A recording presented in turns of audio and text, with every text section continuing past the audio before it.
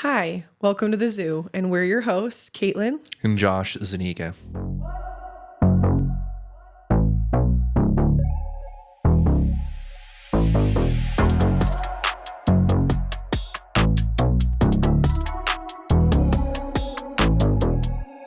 We're back at it. Josh has a little bit of a cold, so if I sound weird, that's why. Yep. So lots has been going on for us. A highlight, I would say, Noah turns 3 pretty soon, but we celebrated his birthday early because we have some family in town. And yeah, so we just celebrated with kind of our immediate family. Josh's parents came up too. And so Noah wanted to have a Bluey party. So he loves Bluey. And the party was a success. Yeah. So we did that at the park and just had pizza. And one of my good friends from my mission is really good at making cake. She made a super cute Bluey cake. Oh, I didn't know it was a friend from the mission. Yeah. Her name's Taylor. She's awesome. Oh, cool. It's been really hot in Utah though. So I'm super happy that the cake still tasted good and wasn't completely melted. Yep. It did start to fall apart a little bit there. A little bit, yeah. But overall, it was a win. He was happy. He was enjoyed going it. crazy. They ate a lot of it. So all the kids loved it because it was funfetti.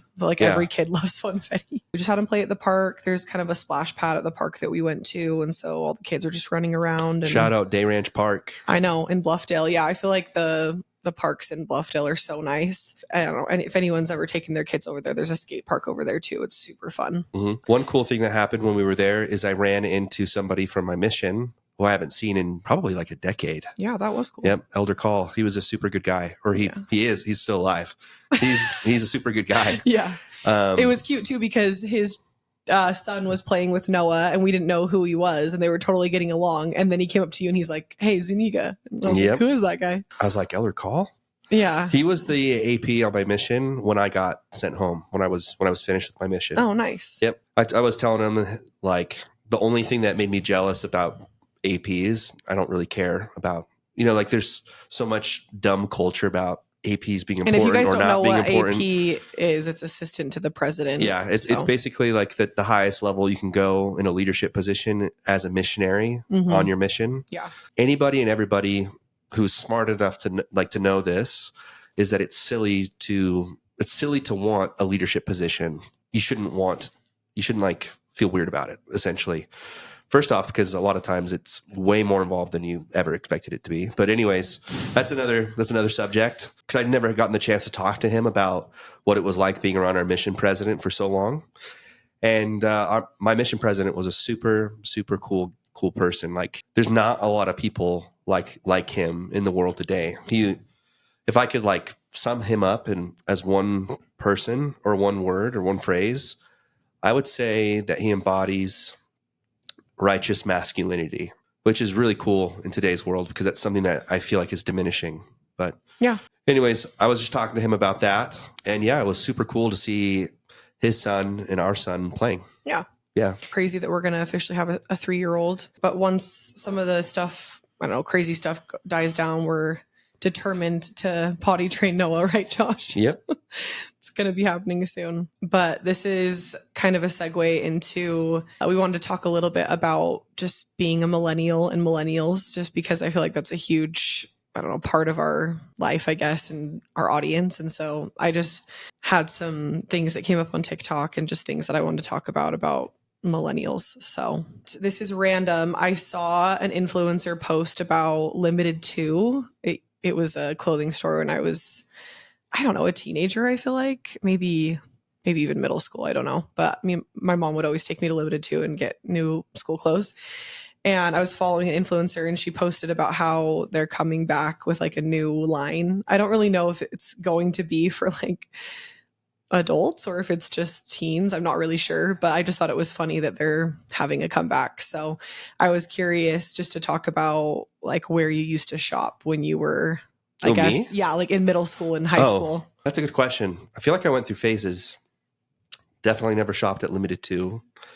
Yeah. But I actually did know about the existence of it because I had younger sisters and they also shopped at Limited 2. Yep. I felt like Limited 2 is where girls shopped when they weren't like big enough to wear like the Aeropostale or American Eagle, like those clothes. Yeah, like in between, kind of. Yeah. Like, it also reminds me of Lizzie McGuire, like the little doll that was on Lizzie McGuire. Yeah. Do you know what I'm talking about? Mm-hmm. Just stuff she would wear. It looked like limited to, like the platform sandals and the bright baby tees, like that are actually coming back that have, like we were talking about, has like the little fringe kind of sort of on the bottom. It's like a little baby tee. Yeah. So okay, so I was big into wearing flip-flops, jeans, and polos. Like, you know how everybody, like there was like a period, it was like all throughout high school. But did you wear the double polo? I think I maybe did once or twice. Okay. But no. So where I'm from, and I don't know if this is weird to say or not, but all the Ukrainians and all the Russian kids were just like obsessed with American Eagle and Abercrombie, and they all like flipped their collars. And so it was like weird to do it if you weren't Russian or Ukrainian. Ever it's since like I can remember, I've been popping my collar. It's like they dominated it, and like almost it almost felt like cultural appropriation. Really? Yeah. If you did it. I was gonna say, you growing up in Washington, you were way more cultured, and you were around way more, I feel like, religions, races, all the things. Like there was one black kid in my high school. Like I just feel like Utah's not really, it's getting better though. But I just think that when I was in high school, there wasn't a lot of diversity. Yeah. And that's something I liked about living in Washington, honestly. There was a little bit of diversity in high school, but it wasn't as much as it is now. It's changed. Yeah. So I didn't really directly answer your question. Yeah. What stores? Hollister. Yeah. I did not like Aeropostale. I don't even know if that's how you say it. Yeah, I think that's how you say it. Some people said Aeropostale, but I think it's Aeropostale. I just thought it was weird, like that they always said on their stores, like 70% off. I just thought they were liars. It's like, when have I ever been to the store and it's not 70% off? Oh, yeah, that's weird. Yeah, like it's always weird. They're always having a sale. Yeah, always having a sale. And maybe for some reason, and like this is definitely something that's true of people who buy things. If you cheapen what it is that you're like, if you cheapen your product, it gets viewed cheaply or of less value. And I think that's what happened to me. You also liked Buckle, and you actually still like Buckle. So, okay, middle school through maybe the first 2 years of high school, I went through PacSun, Abercrombie, Hollister. I would say I probably wore more from Hollister than anywhere else. Did you ever shop at Zumiez? Occasionally. Not really. Yeah. Hot Topic. I thought some of the stuff in there was funny, but no. I would always go in there like as a joke and be like kind of like weirded out, but kind of intrigued. Like, I feel like my parents hated going in there. Yeah. Just kind of was like a dark aura a little bit. My parents were like interesting about cartoons. They would like any of the cartoons that were kind of freaky or weird or like super anime, they would not let us watch. Dude, that reminds me of YouTube videos that like I don't like Noah to watch, those like freaky weird YouTube videos. Yeah. And then Noah's like, I want to watch that. I want to watch weird. Yep, that's what he says to us. Like, no more weird. He'll like when you tell him no, he'll come up to me and like get really close and he'll whisper in my ear, I want to watch weird. Dude, that is so freaky. Like some of the YouTube videos for kids are so whack now. No, like for real, for those of you who don't have a kid yet, just be aware your kid will be watching something. And if you're not paying attention to when that video ends, something else really odd might pop up. Yeah. And you're like, what is this teaching my child? Like, it's like, I remember one time we were watching, or he was watching something that had to do with cars, like the movie Cars. Yeah. Then the next thing that popped up, and I didn't realize it for like 5 minutes because I was on my phone, shame on me, was like this video of like a car that had like these monster crazy looking teeth. It looked like like so scary. Well, and it was like chasing somebody. Yeah, but for a Noah while, was just sitting there watching it and he loved it. For a while though, Noah was obsessed with just videos that cars would just crash over and over again. Right? Yep. Mm-hmm. Yeah. So it was that, but it was a car crash video, but then it was like a super freaky car, right? Yep. But yeah, I feel like the other shops I went to, I'm trying to think. So Limited Too, I feel like for sure American Eagle. Me and my mom and Zach my brother were talking about how a lot of the time we felt like we couldn't really shop at Hollister and Abercrombie just with like our body types. I just felt like I couldn't fit into some of the sizes. It reminds me of the one that I feel like is super popular now for Gen Z is Brandy Melville. Have you Never heard of once it? ever heard that. Okay. Ever. Well, people just say brandy, but I went to it at the Mountain View Village Mall in Riverton, and I went in there. Actually, Free People's like this too, where an extra small is like a quadruple zero. Some of the stores back then were not really size inclusive.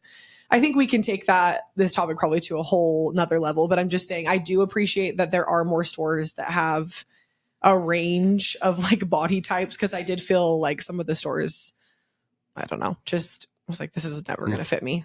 So, well, I haven't fit into that stuff in a long time, but in all of high school, that was kind of more like my build. Yeah. So this is just a video that came up on my feed about millennials are going to be the last generation to like understand what he was talking about. And I feel like I might have shown you this video, but he was talking about how like it's good for kids to be bored. And he's like, imagine yourself. You're in the summer of 2006. You wake up. The house is quiet. You don't have a phone. And then he's like, your friends come and get you on their bikes. Nothing mattered because you were with your friends.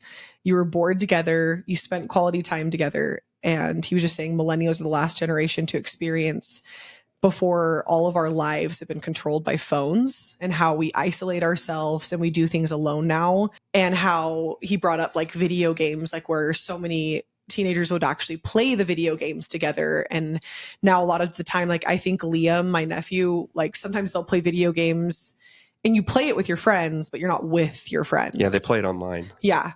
And he was saying, this guy on TikTok was just saying how we deserve and need face-to-face contact, and how it just like hit me so hard thinking about those days when we just didn't care about social media because we didn't have it. Like we just didn't remember that. understand, like we wouldn't have understood. Right. And so anyway, I just kind of wanted to talk to you about like your childhood highlights and thinking about that time where we didn't have social media. We didn't have phones. You just hung out with your friends. Mm-hmm. And I was just thinking about it, and some of my childhood highlights, which I'm so grateful for that we were the last generation to really understand that, is for sure rollerblading. We would rollerblade and skateboard down this massive hill in my old neighborhood. And Zach, I think, broke his arm and got super hurt like a couple times. But I was always ballsy, but not as ballsy as my brother. Like I would go down the hill, but I was a little bit, more timid with it, and Zach's just sending it. And so when you're sending it, pretty much 100% of the time you're going to get hurt. But anyways, another thing that I did when I was younger, I had this club called the 10 Tigers Club. And we would sell lemonade, we would sell cookies, we would make bracelets, we had dance parties, we had fashion shows.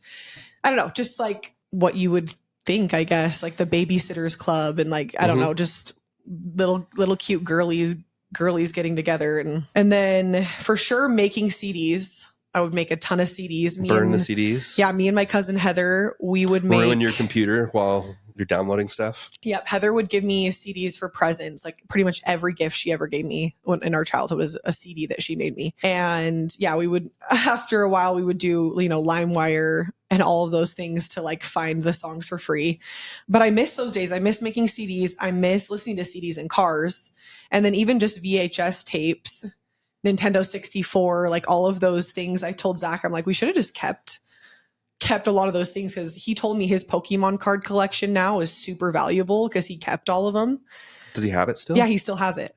Sell it. I know. Well, he doesn't want to because it's just super cool. Maybe he will eventually. But and then did he ever have a Charizard? Oh yeah, he for sure has Charizard. And then night games, like that guy talking about just. It's 2006. It's quiet. It just made me think of your friends pick you up. Neighborhood. Yeah, you go and play night games, right? Did you guys do Capture the Flag? Yeah. Oh, flashlight tag. I don't know if I did flashlight tag. I did Capture the Flag a lot. And then for sure sleepovers. Did you have a lot of sleepovers or not really? Some.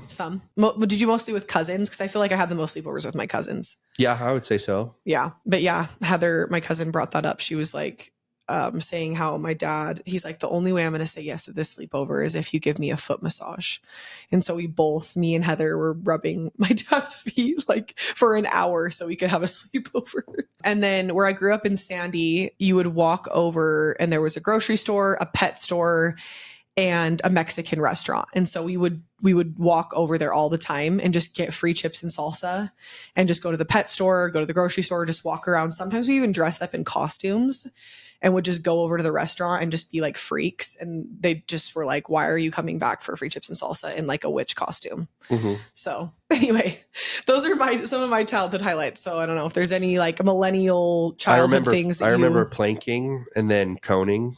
I feel like that was later though. That was later. In high school. It was high school. Was it? Yeah, I feel like it was after high school. Okay, maybe it was high school. I don't know. Are we that old that we can't remember? Well, no, because the reason why I say that is because I remember going down to Las Vegas with a couple of my friends, and we planked all over the Las Vegas Strip. And I remember I was out of high school when I did that.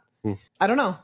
And I made a coning video where I grabbed the ice cream cone with my fist, and I'm pretty sure I was out of high school, but I could be wrong. But yeah, I definitely did all those weird things too, for sure. I don't know. Is there any other childhood highlights for you that you can think of as a millennial? I just feel like childhood without all that stuff, I don't know. It just like, it felt like everything felt brighter and like more vibrant then. Like, I just feel like childhood was so much fun. And I feel lucky that, we can say that. Not everybody's childhood's that way. But I remember when I first got a Game Boy. Oh, yeah. And I got Pokemon. Dude, it was like the best thing of my life up until that point. I was so, and then when I got an N64. N64. I was so excited. I remember Super Mario 64 was the first game I got. And it was so much fun. And you're right. People would come over to like play games with you. Yep. And it was a blast. Yep. It makes me a little sad that Noah won't have that. But I feel like you and I have done a pretty good job not giving into the iPad baby thing. Yeah. See, and I follow a couple moms online, and they talk about how let's bring back the 90s and the 2000s and try to be parents that, I don't know, just go back to that time. And basically, we don't know. I'm not going to say 100% we know what we're going to do, but consciously try to prolong, especially phones and social media, as long as possible. Just because the things that you hear nowadays and how social media affects children and their brains not being fully developed and all of those things. I think that even though we live in that day and age, there's still ways around it where I think that we could try really hard to just let Noah play outside as much as possible and still have play dates and all of these things. And I'm not saying that I even would love Noah to have sleepovers, just because the world we are growing up in, raising our kids in right now is way different than it used to be. So I don't even know. I definitely remember having times where I felt bored, but it wasn't bad.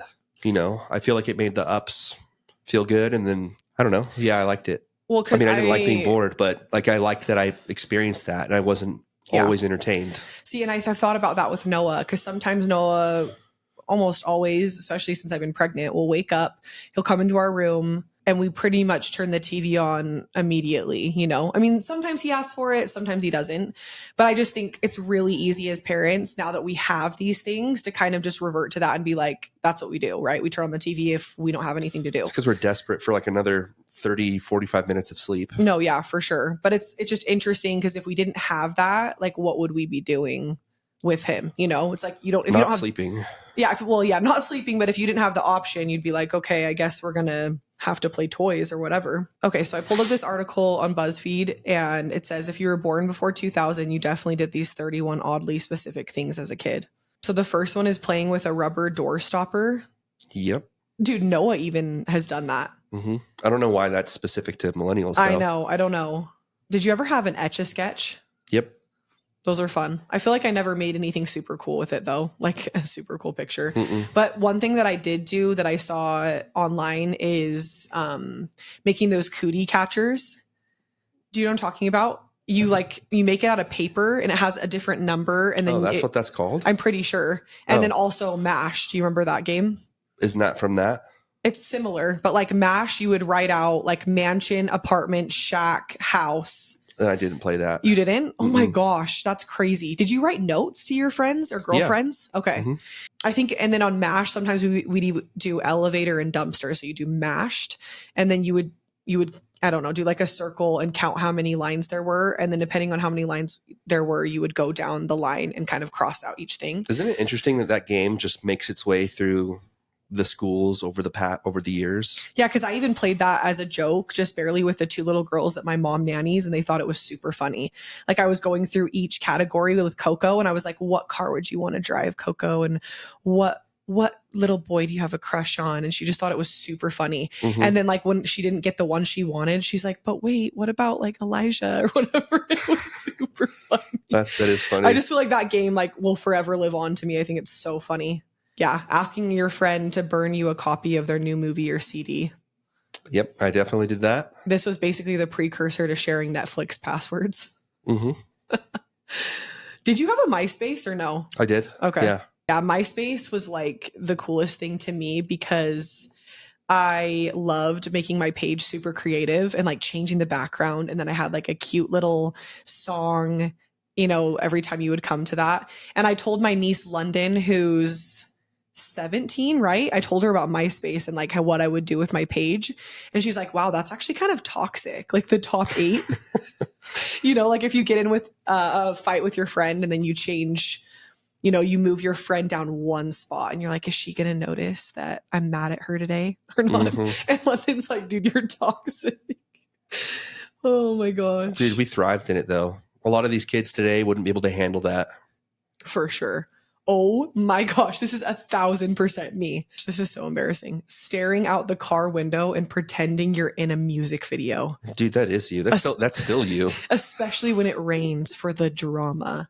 Mhm. Dude, no joke. This is me listening to my iPod. And I just remember looking out the window and listening to Come Clean by Hilary Duff. And I think in the music video, it's like pouring rain. And she's just like, I'm coming clean. So funny. Dude, sometimes I would just, that was my dream. I remember I would tell people like, someday I'm going to be in a music video. Watch me. It hasn't happened yet, but you never know. It could still happen. It could still happen. Do you remember any music videos that stood out to you though that like you really loved or no? Not really. I mean, no, there are some. Like who was I remember your Yeah favorite? I remember Yeah by Usher. Oh yeah, by Usher. But who was your favorite band in high school or singer or just in middle school? I don't know, either one. I liked Avenged Sevenfold for a long time. Are they rock? Yeah. Okay. I don't even think I know. Like, do you know their most popular song? I like the song Hail to the King. Hail to the King. Dude, I'm gonna have to look that up because I don't remember. But, I liked rock. I honestly liked everything. I liked Really? everything, but there were like phases that I went through where I listened to like where me and all my guy friends listened to like the punk rock stuff that was really popular, like Hawthorne Heights, Taking Back Sunday, things. did you like this song Hey There Delilah? Yeah, it was okay. Who is that? Is it the Postal Service or who sings that? I don't remember. Oh, I can't remember. Was that in high school? Hey There Delilah? Mhm. I think so. I was thinking of like it's just funny that we were both born in 1991 because it was Lifehouse. I think You and Me was the one that I remember. And then All Be, Edwin McCain. That was like me and my high school boyfriend song. That was you in every high school. I know.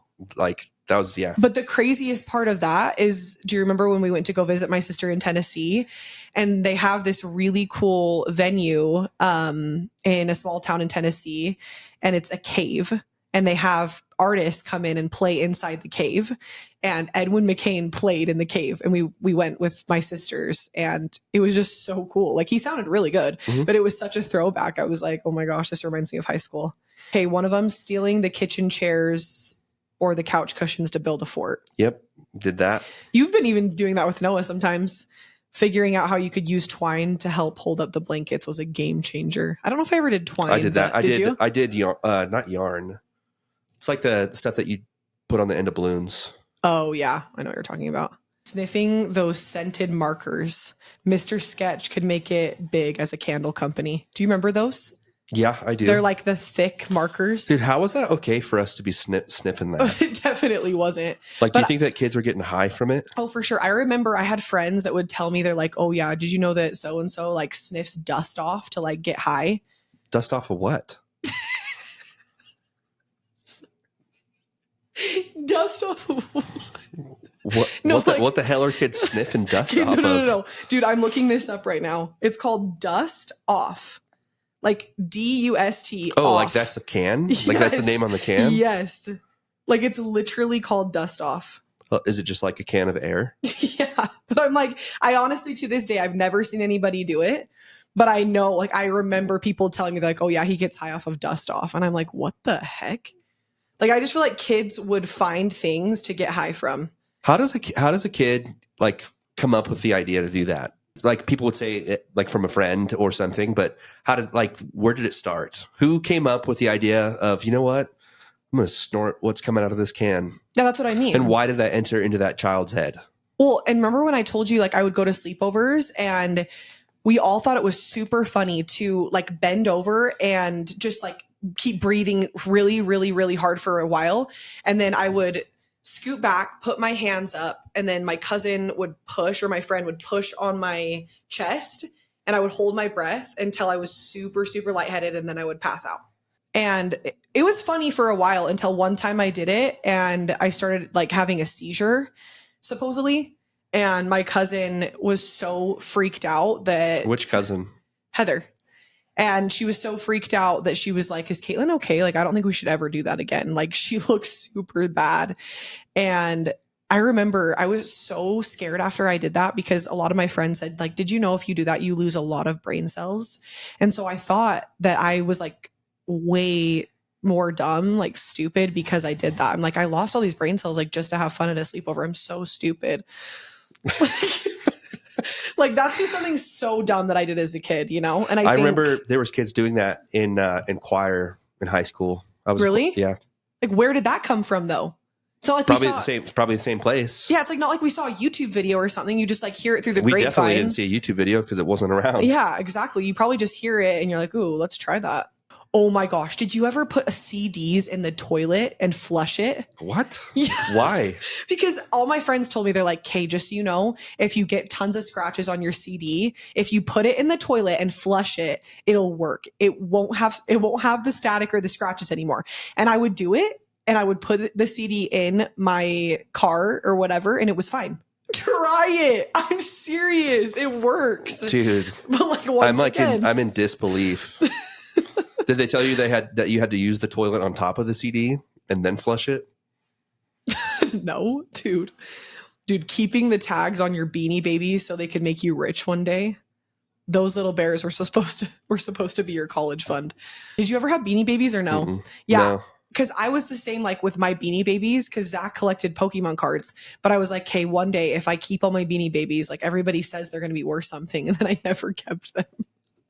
And by the way, I don't know if you've ever seen Beanie Babies now. I'll have to show you when we go to the store. Mm-hmm. But now Beanie Babies have like super big googly eyes. Like they don't look the same. Like this is what they used to look like. Just like little black bead of eyes, you know? And now they changed it to where like they just look kind of freaky. Like their eyes are so big now. I don't know. More cartoonish. Yeah, I don't really like it, honestly. Fitting as much of that measuring tape gum into your mouth as possible. It's like Hubba Bubba. Did you ever have that gum? Yeah. I mean, I don't think I purposely ever did it to fit as much as I could. I just would. Yeah.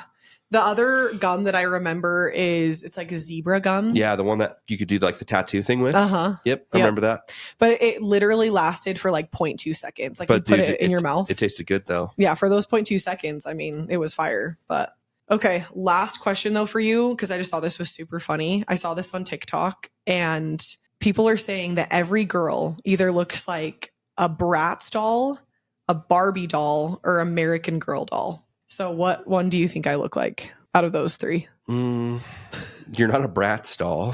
Why am I not a Bratz doll though? Because number one, well, actually, I was going to say because you're not a brat, but sometimes. Excuse me? Take that out. No, we're leaving that in. But anyways. Okay. See, because I was going to say with Bratz dolls, it reminds me of the Kardashians. Like a girl that has huge lips, like lip filler, like they have really big features and they always would wear a lot of makeup. I'm not that. My point exactly. But that's why I don't think I'm a Bratz doll. Yep. That's why. Yeah. American Girl dolls are kind of freaky looking, in my opinion. They look like too much like a person. Oh, really? Yeah. It's like they look so much like a person that it's like it gets weird a little bit. That's interesting. You know, whereas other dolls, it's like they're not so similar to a person. But anyways, definitely a Barbie doll. Dude, I feel so special that you think that. That's so funny. Because I thought I would be American Girl doll because growing up, I had Samantha was the American Girl doll that I was obsessed with. And I remember going to the American Girl doll store for the first time. Mm-hmm. I was just in heaven. I think they're so cute. My mom still has my Bitty Baby doll. And then I think she still has my Samantha doll. And then... Okay, but how much did you actually play with it? I know. Now that I think about it, I feel like I played with it a good amount. Like I had a lot of outfits that I would dress her up in and I would switch her clothes. But I played with Barbies way more than American Girl doll because I feel like there were so many different types of Barbies that you could have. With like iPads and stuff, are kids playing with toys less like that? Well, something that I thought about, I've talked to a few people about this, like kids now watch YouTube videos of kids playing with toys, which is so weird. Do you know what I mean? Like we've seen videos where like they're playing with Bluey or Paw Patrol and it's a video of kids playing or like a parent and a kid playing instead of actually playing with the toys. And you're like, why are we watching this? Why aren't we playing with an actual toy? You know? Yeah. It's just kind of weird. But yeah, that's our millennial highlight. Okay. So since we're talking about kind of, you know, our childhood and kids, we kind of have been talking about how we're going to raise our children in this crazy world, but also religious, believing in God, being LDS. Yep. And so I have a lot of LDS, ex-LDS content that comes up on my feed. I try to save, you know, some of the good ones that like resonate with me or that I just something that I'd like to think about. And so this girl that came up on my feed, her name's Maddie Sue Hull. I don't know. She says 5 ways I'll raise kids differently in the LDS faith. And so there were just a couple on there that I was thinking maybe we could just talk about. So her first one, she says, modesty is a mindset, not your apparel. Your intentions could make your clothing immodest, but has nothing to do with the clothing themselves. Something with full coverage could be immodest if wearing with the wrong intent. Something that I hear a lot is, and that I heard growing up, is that whatever you wear as a woman is your responsibility, kind of, because men and boys are going to be looking at you and having these thoughts by what you're wearing. So it was just like a lot of pressure sometimes because it felt like if I wear this certain thing, I'm doing a disservice to like men or boys. What are your thoughts on that? I've always thought that was dumb. Really? I've never agreed with that. I've never thought that way. If I had a daughter, I wouldn't ever tell her that it was her responsibility to make sure a guy doesn't think a certain way. That's weird and disgusting. And it's just not true. Interesting. First off, it's not true. It's not her responsibility. But with that same thing in mind, she needs to be aware of what, like of the relationship between what she wears and what kind of attention she's getting. So if you wear something that's a little bit more revealing, people will notice. It's not that it's your responsibility to make them feel any kind of way about it, but there are natural consequences to doing certain things that you can't avoid. Well, do you think like if somebody said like you're walking pornography, is that true? Like depending on what like a girl is wearing. So why is it never the other way around? Because people would say like men, I don't know, care more about sex or they can't control their thoughts. But then why is it never the other way around? Do you know what I mean? I don't know. I mean, I think it has to do with biology. I've heard some girls say that they do struggle with things like that, like that it's more common than you might realize. But guys are just different. You know, like we're wired different. We think differently.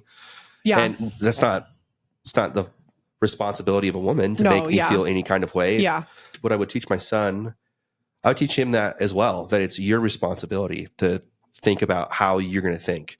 When it comes to the mindset, I do think the mindset is the most important part, more so than what you're actually wearing or not wearing. Yeah, because I was going to say my mom, the way that she handled me, she wasn't super strict with what I wore, but for some reason I more just gravitated towards things that were more modest because I genuinely felt more comfortable because I knew that I got attention because of my body type, just whatever, right? And it did make me feel a little bit uncomfortable when swimming or other things. I'm sure it was also the way I was raised, just being in young women's, you know, they have these packing lists sometimes that are like, you can't wear this, you can't wear that. And you're thinking, okay, like this is just what I should do. But I also was super grateful that my mom wasn't super strict because I had friends in high school where their parents were super strict and then they would bring clothes to high school and change in the bathroom and their parents never knew. And then they would change right before they got home. And so I'm just saying sometimes when you go so strict, I think your kid could also do the opposite where people say like, you know, you can do what you're going to do, but you can only control your kids so much. They might find a way around it, you know? And so I do think, like you said, you can kind of guide your kids in that it's a mindset and that they need to control their thoughts. But I also don't want to be so strict to where like the kid might do the opposite. But I think it might depend on the child as well. I feel like when it comes to the mindset thing, I feel like and maybe I'm wrong, but I feel like it would matter more for me to really dive into that with Noah than it would our future daughter. But maybe I feel that way because we're Because around no one now. you're a male, or yeah. I don't know. And because I'm a male and I understand how important it is to control your thoughts, you know, and that's definitely not easy when you're going through puberty in high school. Well, I just remember though, like you and I had talked about this, like you would look at some girls' Instagram accounts and they would post a lot of content that was a little bit risque. And I remember you saying though that you might look at a girl like that and maybe not for sure think you'd want to like have a serious relationship with her.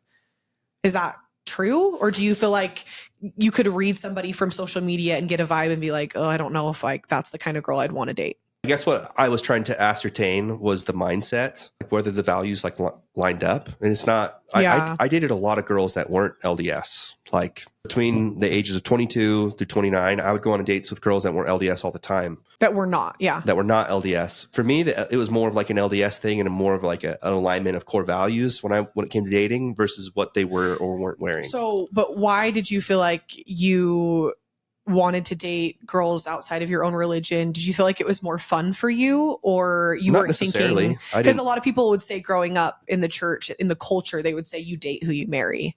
So, I felt like I had to be careful with dating girls outside because if I went on more than one date with them, they would start to expect me to want me to do certain things. Like you said, just values weren't lined up. Well, I mean, they just wanted to be more promiscuous, and there were certain things I was willing to do, and there were certain things I wasn't willing to do. Yeah. Like there was a line I wouldn't go over. Some of them understood that, some of them didn't. And they just pushed. Yeah. Whatever. Some of them. Well, I mean, if I could tell that they were going to push, I wouldn't go on another date with them. But you didn't think of that like I'm dating who I'm going to marry. You were kind of just dating. I was just bored. Oh, okay. Honestly, the honest truth is the reason why that even happened is because of summer sales, me being out of Utah for massive periods of time. Okay. Multiple years in a row. Okay, so the next one she said is teaching them about other religions. I didn't grow up knowing much about other religions. I'd rather our kids have all their options and then choose where they want to be instead of being in something out of convenience or default. Do I want my child to feel like they're within our religion out of default or convenience? No, that's not the end goal at all. But when it comes to other religions, yeah, I think it's okay to talk about them. Yeah, because for me, I don't know that I'd have like a ton to say, honestly. Yeah. For me, now that I served my mission in Cambodia, I do feel like I have a pretty good understanding about Buddhism. And so I do feel like that's one religion I could talk about that I do actually respect. And I have taken things from Buddhism that resonate with me, because I do think there's truths in every religion and you can find good in every religion. Something that I was grateful for, I did have a couple boyfriends at the time. They were kind of serious that weren't LDS. And my mom, I think she even came with me to one of my boyfriend's churches. And it was the first church I'd ever been to. I think it was non-denominational Christian. And it was the first church I'd ever been to that way, that they like had a band and people dressed up in like just normal clothes. And it was fun. It was cool. So I do think I kind of resonate with that a little bit, to where I just think it's good to be a little bit more diverse and also to talk about other religions. Because I have a friend who likes to study a lot of different religions. And I just think it's really cool to just expand your mind. And then like she's kind of saying, make an executive decision. Is this something that, you know, my parents are doing and I also believe in myself and I feel good about doing? Which I think a lot of the time, a lot of kids could come back around and be like, I went to these different churches and I actually feel like this one is really great, you know, and it's happy for me. And I feel like it strengthens my life and my testimony. Yeah. I mean, that is what I would like to have happen. Yeah. I'd like for them to choose it for sure. Yeah. So this one was interesting because I remember reading this one to you and you were like, oh, I don't really agree with this. But it says, not pushing the idea of motherhood onto my girls. I think motherhood is the most sacred calling, but I was only told growing up that I'd be a good mom and thought my whole life that it was all I was fit for. I based my life off of becoming a mom, which is great, but I didn't learn other things about myself that I wish I had. I don't know. I don't like when it comes to that. I think that motherhood is divine. It's a divine thing. And it's what makes, like, your ability to be a mother to Noah is so unique to you and to females. I just can't do it. I can't do it. And other males, we can't do that. We can't do that. It's like, there's more to me than just being a father. Like I'm also a provider and things like that. Look, I'm not trying to say that I would never tell my girls, you're just going to be a mom only. Like but I feel like that'd be weird to say it like that. The thing that's cool about you is that I haven't seen this as often in LDS culture. I think there's like a stark difference sometimes where like a male is only the provider and he kind of only wants the wife to be the stay-at-home mother and there's no other option. Because I feel like you support me either way. Like just say I really did want to go back to work and make us money. Heck yeah. Yeah, you wouldn't be opposed to it. And if that's something that we could figure out with childcare and stuff, but the thing is, I know that you are so grateful that Noah's with me because you know that I'm his mother and he's getting, you know, good care under my watch. And I think it would be hard for you to kind of see him with a nanny full time. Yeah. I don't think I'd be able to do it. Like a nanny or daycare. I'm more against daycare than I am about you working. So you can work all you want. Yeah. And like, I just don't want to put our child in daycare. And I know that's something that some people can't get around and that it is what it is, but I don't know. I would just feel like some people might not like me saying this, but this is just truly how I'd feel. I would feel like a failure as a man if I didn't work hard enough to make it so we didn't have to put our kid in childcare. And yeah, that's, I mean, your feeling, you know, and I think that's really cool that you feel that way because it is a lot of pressure, both sides, both female, male partnerships. I just feel like marriages, it can be a lot of pressure no matter what, no matter what you believe, no matter what you guys figure out. But so to answer that question, I guess I don't disagree with it. I just don't want to downplay the role of mother and like how important. And I think that everything that they need to learn about being a mother can be learned from your example and watching me and how I treat you, you know? Yeah. And how their siblings treat you. I think that will teach them enough about motherhood that they should want to do it. I just think I agree with more like it totally is a sacred calling. I believe that. But I think that there's a lot of like facets to a female and a mother, just like there's a lot of facets to a father and a male. Yeah. So it's not the only calling, you know? I would love for them to explore all the talents that they possibly have if they want to like go really far in school. Like neither one of us has an issue with that. Yeah, definitely. So the next one is giving them a clear choice to get baptized instead of making it an automatic event that happens when they turn 8. I do believe you are able to make that decision when you are 8, but I want to help them truly understand and be okay if they choose not to be baptized yet or at all. My parents, they never told me like the words, you have to go on a mission, never came out of their mouth. I never heard them ever say that to me. But in some way, I felt like I wanted to. It was an expectation, like an obligation, but it wasn't one that I resented. It was just, it's what I'm going to do. You know, I feel like being baptized when you're 8 years old, I don't really know that I thought a ton about it. I was just like, yeah, this is a good thing. You know, my parents are going to be happy with me. I do believe in Jesus. I love Jesus. So I'm going to do it. I don't know that I'm like going to discourage my child though. Yeah. When it comes to my parents, since they had 3 girls first, both of my sisters also served a mission. And so I saw that example and I knew that it wasn't something that was expected of me, but I saw how it blessed their life and it really changed their life, that it was really a lot of pressure actually for me. That probably sounds weird as a girl, but I felt like I needed to go or I wouldn't be good enough like for my family or for myself, you know? But at the same time, I don't think that's the case for a lot of women. I don't think a lot of women feel pressure to go on a mission. It was kind of just like my family, which it was not their fault. It's just the way that it was. I'm also grateful that I got to see that because it really made me think about it on a deep level. And I didn't choose to go on a mission because of that reason. I knew I had to figure out if I really was going to go. I had to go because I really, really was going to do it. And I wouldn't, I guess, just give up. I really wanted to finish it. And so that was good for me to choose it. And I think it's good for any male too, to also choose it. I would say for our kids, when it comes to missions, especially, I know that it's more inside of the church encouraged for males to go. But if my son didn't really feel like he could do it and he told me like, I'm not going to do it and I'm not going to finish and I don't believe in this, I don't really know if I would push our child to go. That's just me. I mean, we could talk about that another time, but it's like, I really would love it because they'll see our example and how we feel about it. But I don't want someone to go because they feel pressured. But I do think like some light pressure is good, like you said, because I think sometimes, especially at 8 years old, if you're kind of just like, it's not that big of a deal. The kid's going to be like, oh, well then, okay. Like, I want them to know that this is the step for you to follow in Jesus Christ's path and to follow him. And this is something that I genuinely think will make you happy, but I want them to choose it. Yeah. But I do think like it's hard fully, maybe for an 8-year-old to like understand every single part about being baptized, if that makes sense. So yeah, kind of going back. Sorry, we deviated from that question to kind of like a mission. Missions. Yeah. It was just like something that was relevant. I don't really remember my baptism that well. But Yeah. I don't know how to explain this, but other men that are listening, they will understand what I'm talking about. But I do think that it's good for teenage boys to feel and develop some sort of feeling for obligation.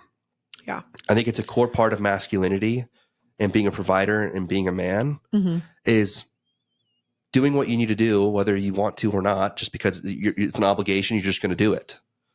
And if you can't in your life do things like that as a guy, you're going to be in for a lot of trouble because the world isn't nice and it takes a little bit of grit to have to do things like that. Yeah. So for me, from a religious aspect, I hope and I pray that you and I talk enough about it and our experiences on it that they're excited about it. That's how it was with me. I heard my uncle Mark tell stories about his mission, and I just knew from hearing his stories and like how much he felt what he felt. But even hearing those stories, it planted the seed in me that grew, something that I was excited about. But yeah, with guys, just like the sheer value of character building that comes from a mission, I would have a really hard time if my child didn't do that. I would put way more I would put way more obligation on Noah on that. I wouldn't like have that same expectation of girls just because it's that expectation is not there. But that's something that Noah is going to need if he's going to thrive in this world. Well, and that's why sometimes I do get a little bit discouraged reading just people talk about their missions in a bad light, because everyone I think has had hardships on missions that felt traumatic at the time. Yeah. Dude, I cried in every single one of my areas in the shower. Yeah. Like missions can be so lonely. Yeah.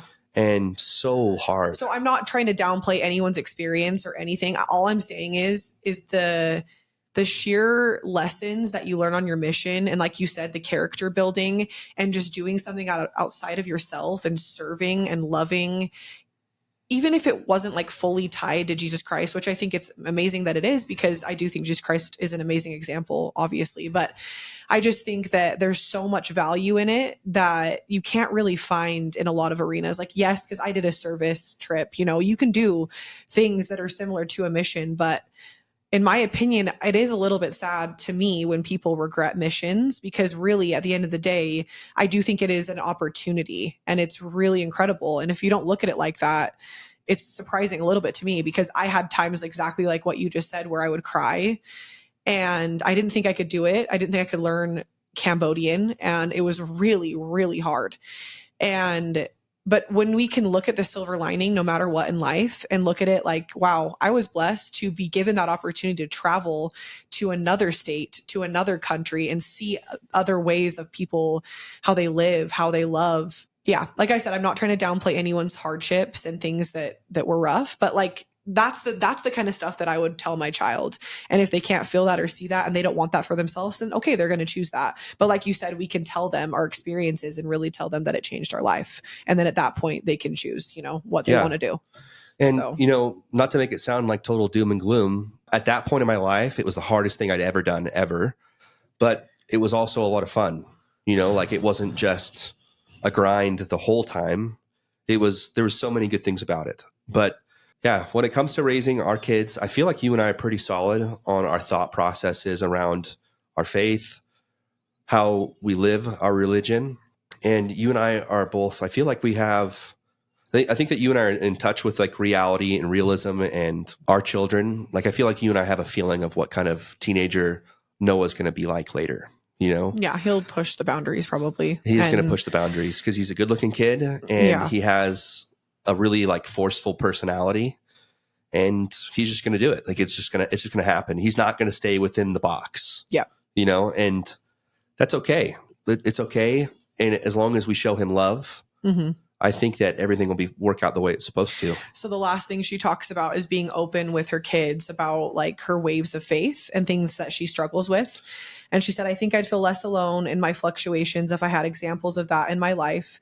There is a persona of perfectionism that I will avoid in our family. Okay, those are two different things, though. I think that you and I agree with avoiding a persona of perfectionism in our life, but I don't agree with sharing your ups and downs like a roller coaster of where you're at with your faith. Maybe talk to them about it once you figure that out. Yeah, I know what you're saying. Because like sometimes when you're having a crisis or a thought process, you don't fully understand it yourself yet. You might, but like if you're not there yet, it's really hard to kind of work through that with a child or a teenager. Well, they just can't go through the same mental ups and downs as you can. Like our brains are significantly more developed and able to reason things. Theirs aren't. And they're so dependent on our opinion of things to base their opinion off of. It's like a foundation for them. I do think, though, on that same vein, I think that you can be more open about, I don't know how to say this, but more just like, there's been times where I had questions, you know? Yeah, and absolutely. There's no problem with having a question and looking into something that you feel like you should talk to people or, you know, but I would always say to go to a trusted resource or someone that you really truly trust. But at the end of the day, you can do all this research about church history, about all of these things that people talk about that are very controversial.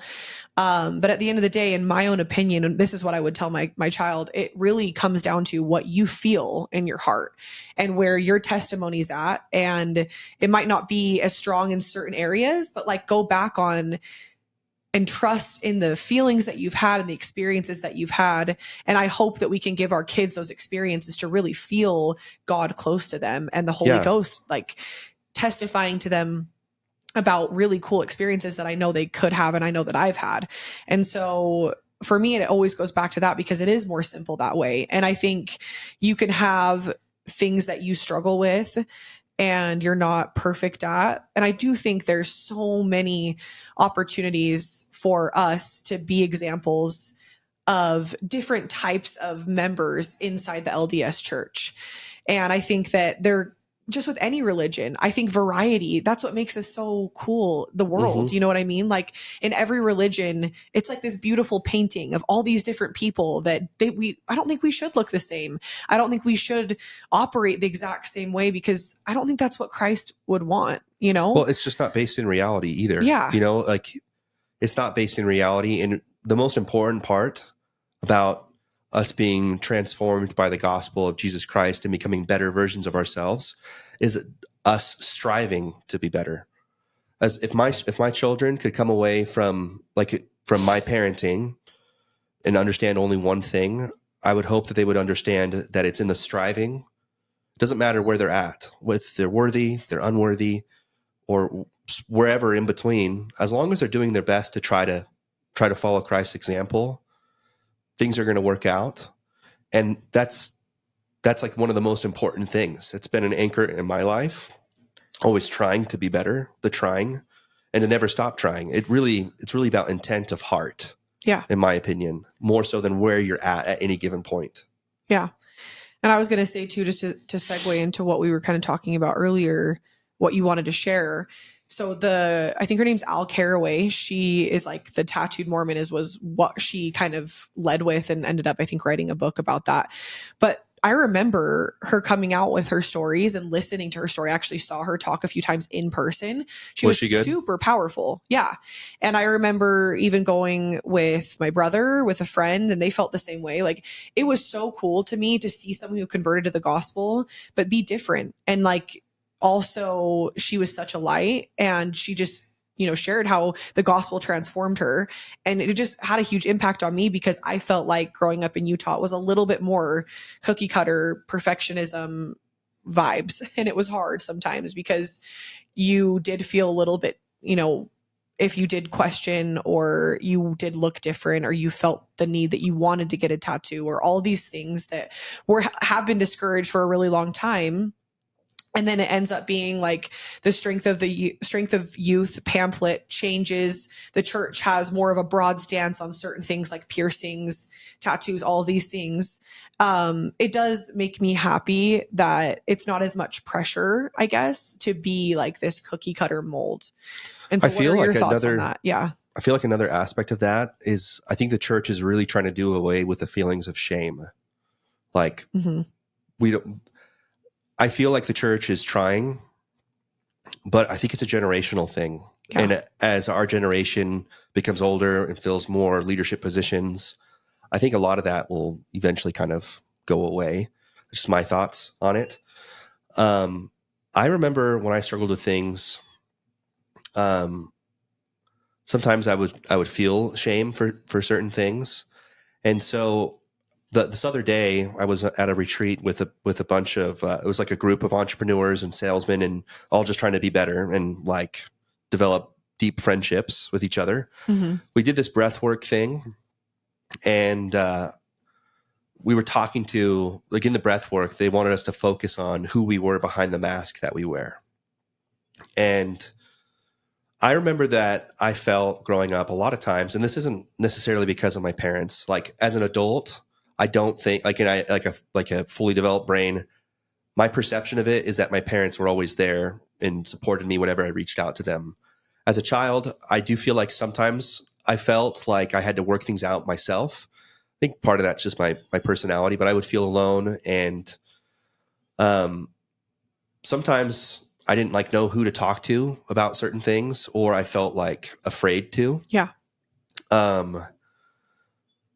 So that's who I was behind that mask. And as I'm doing the breath work, I'm like thinking about this, and honestly, breath work is really cool. You can kind of trip out on it a little bit. And I felt like I was seeing me hug my childhood self. And then like these questions came to my mind, and then the answers also came. How would it have felt for me to feel like not shame, or have it outwardly expressed to me that I could come and talk to them no matter what? Yeah. I'm sure my mom did say that, and I'm sure maybe my dad did too. I felt like I didn't really understand my dad as much until I was already a missionary. So I'm talking about high school. I loved my dad, and my dad was a good dad, but I think that there were some areas where he and I were able to really connect, and some where we weren't for a while. Yeah, not as much in common maybe on certain things, yeah. So the part of me that felt alone when I was going through hard things, that was what I was hugging. And if I felt like maybe I had somebody more I could relate to, or somebody that told me, hey, you don't need to feel shame, that maybe I would have felt better. Like that would have been what the childhood Josh needed. And then instantly in my head, my mind's eye switched from me to hugging our son. And I was starting to cry.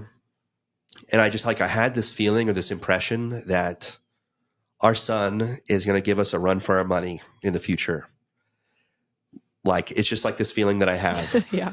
Like, I think that ultimately he's going to do really good things. And I love our son. He has so much goodness in him, but he has such a personality that he's going to pave his own path. Yeah. And he's going to be his own person, his own man. But I don't want him to feel shame when he struggles with things that a lot of teenage boys struggle with, or just going through stuff like that. And this thought came to me that, and this is going to sound weird to a lot of the listeners, but I had this impression that I hide myself, like I hide who I am, my personality, under a bushel, and I need to let it shine through. Yeah. And the impression was that means more than just my personality, that I need to figure something out like that. And this impression came to my mind of getting a tattoo. Not just tattoos that don't have a lot of meaning, but one that is an expression of my inner self on my body, to express to others my openness and my willingness to like love. These are all the emotions I'm feeling as I'm like hyperventilating for 45 minutes. Doing breath work. Yeah. It's pretty intense. And I know how to recognize a spirit, and I know how to recognize when something's not. It's just like my head thinking. Yeah, I think you have a pretty good understanding of that for yourself and a gift with promptings. Then I was overcome with this like scary feeling of, no, you shouldn't do that. You shouldn't do that. You know, what will people think of you? Your LDS, your active LDS, you've been taught forever to never get tattoos. Yeah. Your body's a temple. And then I had this peaceful feeling come back over me again. And like, I felt like God was telling me it's not a big deal. Like, you're not going to be judged for having something on your body. And it's more about what comes out of you than what is going like in you or on you. Yeah. And it's about the intent of your heart. And so this idea and this feeling like I needed to get a tattoo to show my future son that he doesn't need to feel shame. He doesn't need to fit inside of this box to be a member of the church. Yeah. And I'm not talking about being a lukewarm member or like a Jack Mormon, because you and I are not Jack Mormons. We are firmly rooted in our faith and in our belief of the gospel. And we have super firm testimonies just because of personal experiences that we've had.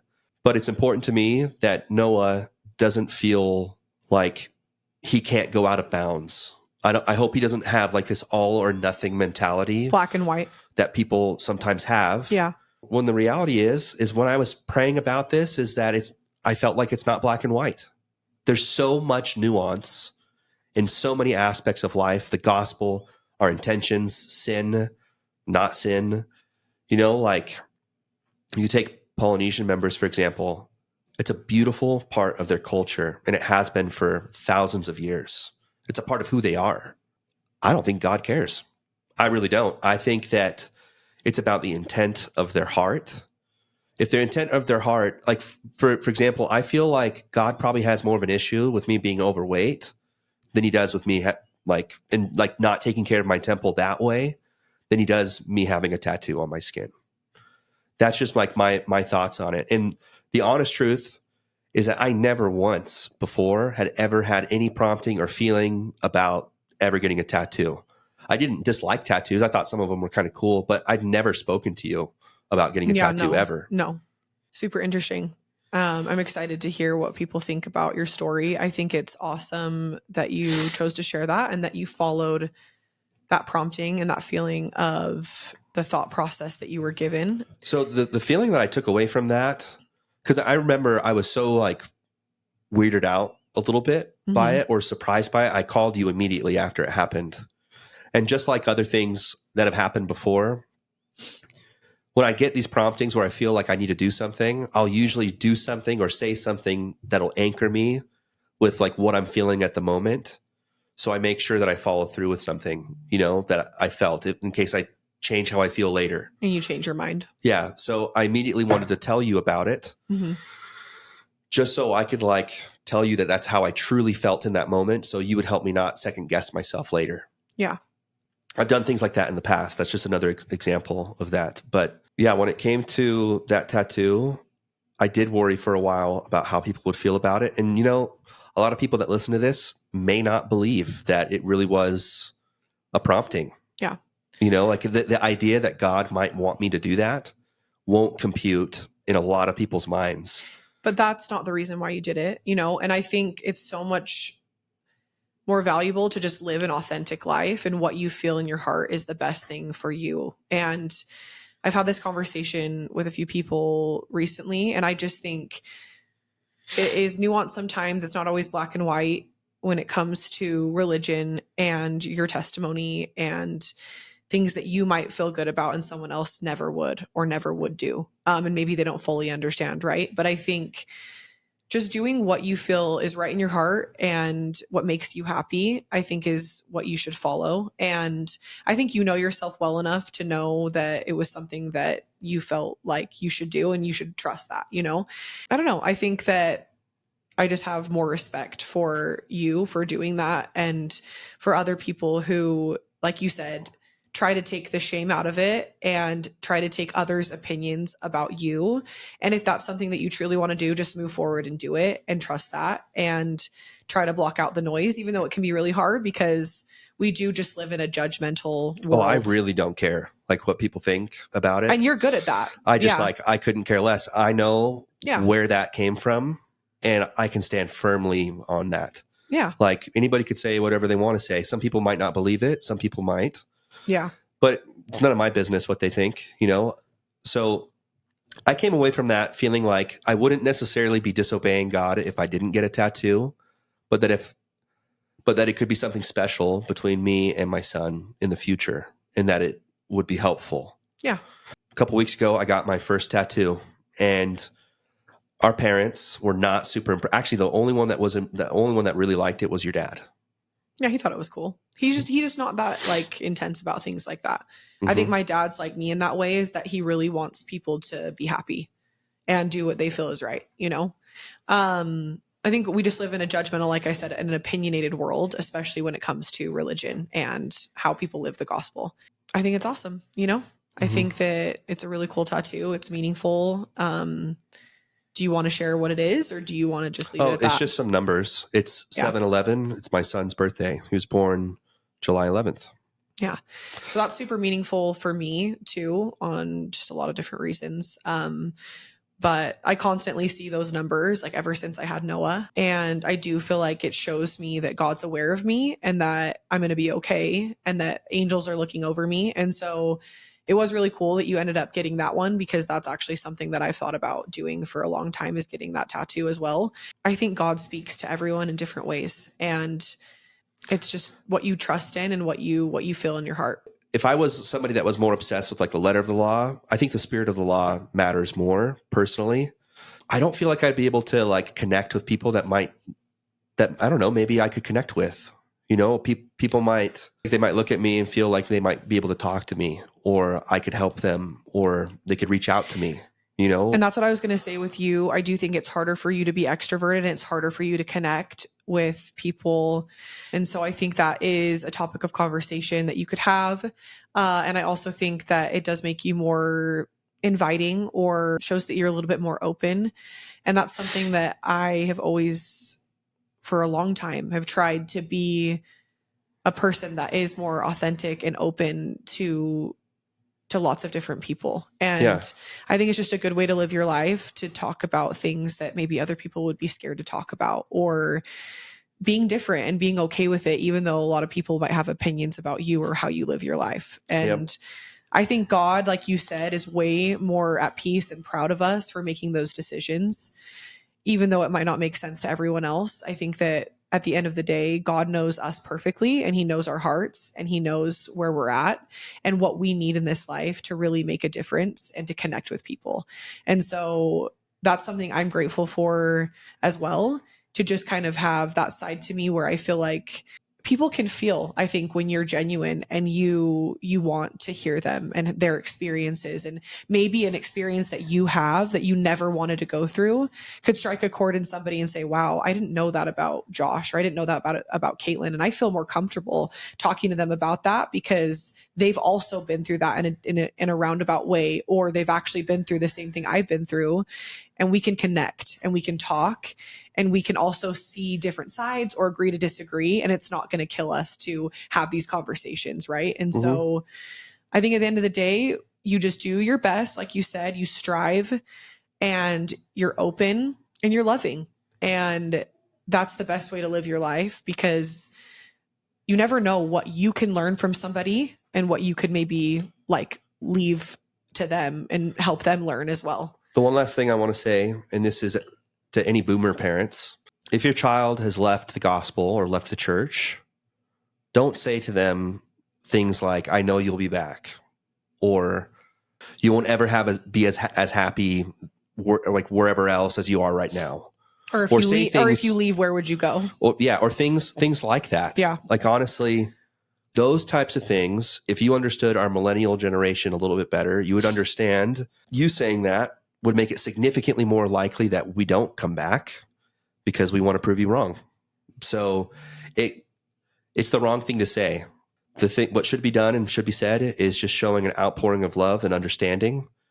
And I'm not saying you have to necessarily like accept or be okay with the decisions your children make, but you do need to show forth that unconditional love in a way that doesn't induce shame.